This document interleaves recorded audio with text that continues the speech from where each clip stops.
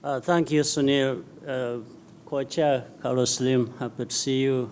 Co-chairs, Lin Zhao, Irina, and distinguished members of the Broadband Commission. First of all, I want to start off by thanking all of you for really the tremendous work that I think is being done or what has been achieved. Much as we will continue talking about challenges, and we must, and the challenges will always be there. We will continue to face challenges in many areas of the problems we have to address. But I wanted to say we shouldn't be disheartened by these challenges, since they will always be there anyway. But one look at what has been achieved, and I think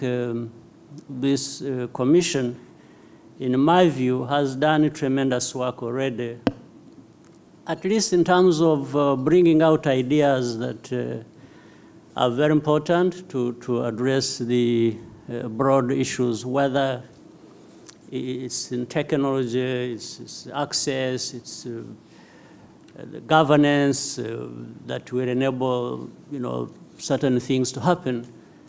The ideas have been forthcoming, and we've seen many well-researched reports presented to us that have been worked on by very energetic and people who have really put in their time and thinking already. So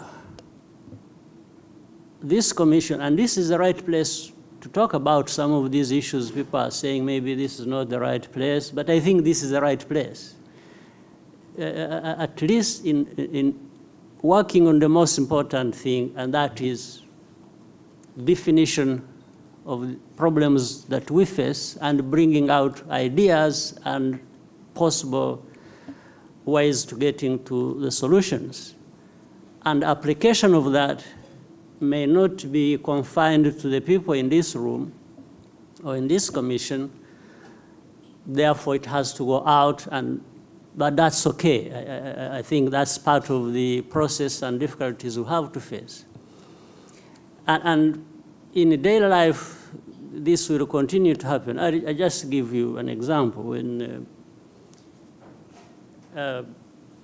for other types of infrastructure, we am aware of some countries, say in Africa.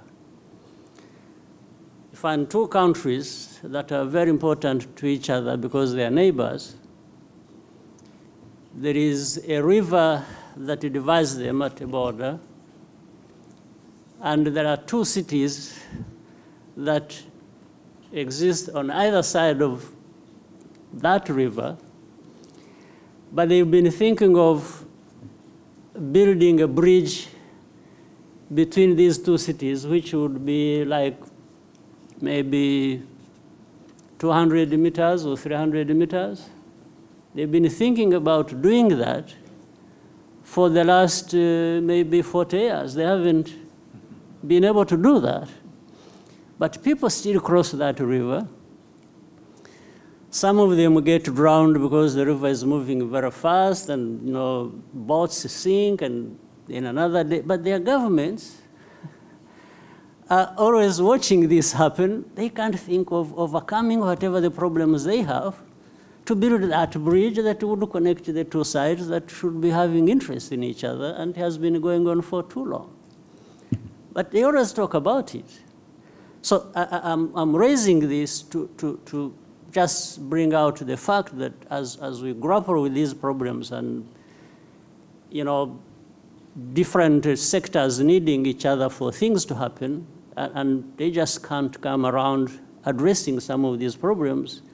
So it's a common thing. What we are saying here isn't new to society or to what processes people have to go through in addressing certain problems.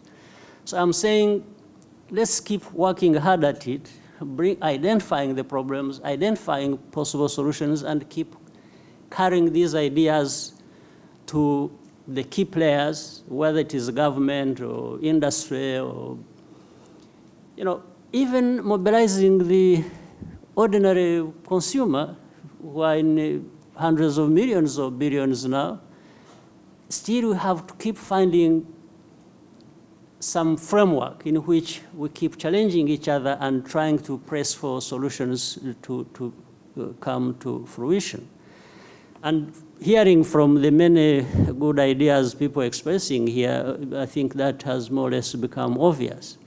So, and for example, the earlier question you raised with me, Sunil, when you talked about that, localization. Again, to you, it is very obvious, it's understandable. You don't even understand why it is not happening, that we can reduce on the investments we have to make in broad infrastructure that we can avoid by doing things differently. But it won't happen even when it is obvious.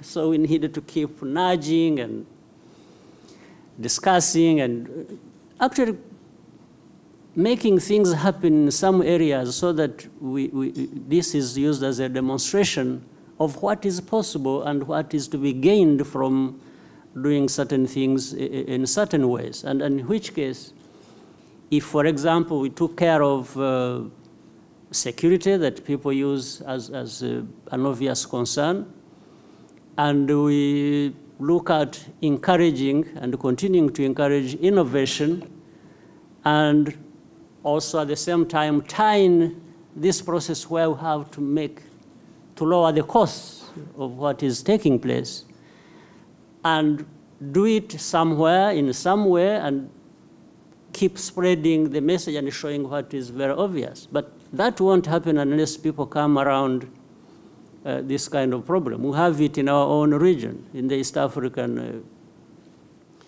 region. We've been trying to work together, but there will always be these difficulties. We have sat, we have discussed, we have agreed what needs to happen, and we move forward.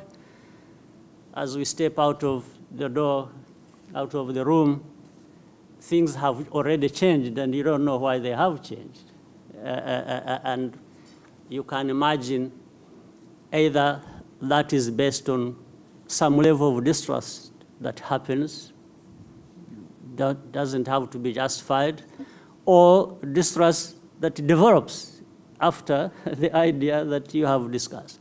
But doesn't stop anyone from continuing to discuss the good ideas and wanting to find solutions going forward. So we have to keep at it and keep explaining, keep trying to do things with the few that can do it, and use that as a demonstration how much can be achieved and can be done by more, and keep pressing hard and moving forward. So it's not an easy thing, but it's a thing we must do, to put in an effort and try to address what we can. But I just wanted to say again that I think the existence of this commission, and thanks to the leaders and all of you in your own right as leaders, but ITU and UNICEF and UNESCO and the other leaders who have really done their part, I think it has made a big difference. It has bridged these gaps that have existed in what we intend to do for the global community. It's not just one country or one region. We are looking at the whole world, and we have different backgrounds here, people coming from those backgrounds that bring in good ideas that we can apply. And I wanted to most sincerely thank you for, I think it makes a big difference with the institutions represented here of the UN and others. And I wanted to inform my sister finally that Madame Pumzile, who heads UN Women, that I just wanted to assure you, even when we have not singled out women, we are talking about women. as well in some way, and in some places that happens. So I just wanted to assure you that we want to involve women, want to involve everybody, want to make sure that what we are doing becomes more relevant, becomes more accessible and affordable, and to address all kinds of overarching issues as we should. So I just maybe should stop here and thank you very much. Thank you, President.